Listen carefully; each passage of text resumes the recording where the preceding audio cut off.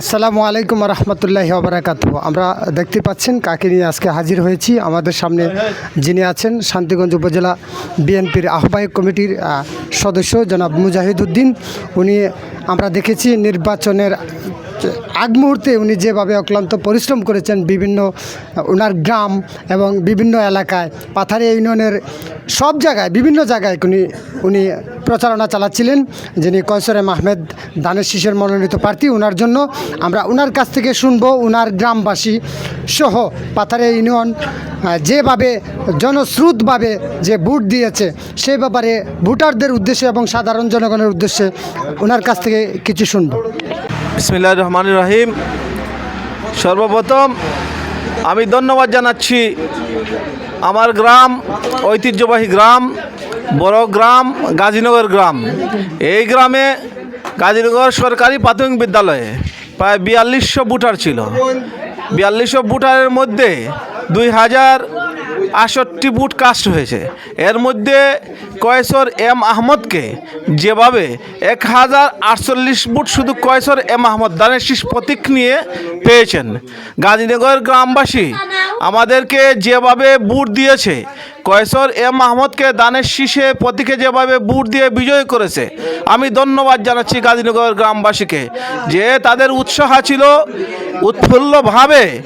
এই 12 তারিখে ভোটের ইমেজে বোঝা গেছে যে মানুষ বিএনপির প্রতি একাত্মভাবে বিএনপিকেই চায়।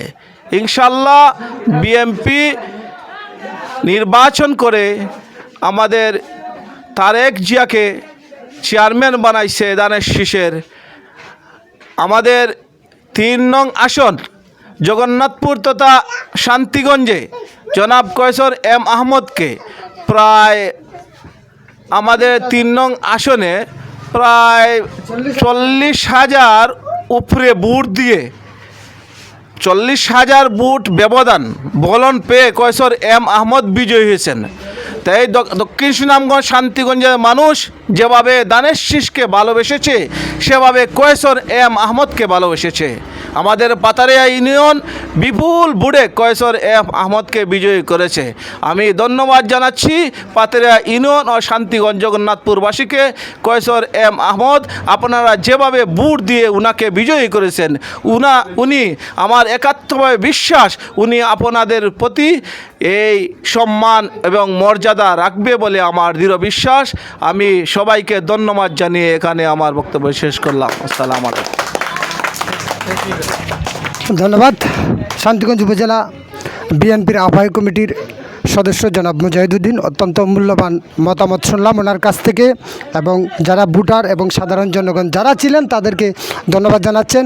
উনি আশাবাদী কয়সর এম আহমেদের কাছ থেকে যেভাবে ওনারা ভোট দিয়েছেন সেভাবেই আমরা ওনার প্রায় বক্তব্যে শুনেছি যে ওনার উন্নয়নমূলক কাজগুলোই শুরু হবে আমাদের পাথারিয়া ইউনিয়ন থেকে। আমরা যতটুকু বুঝতে পেরেছি ওনার কথার মাধ্যমে আমরা শুনে আসছিলাম।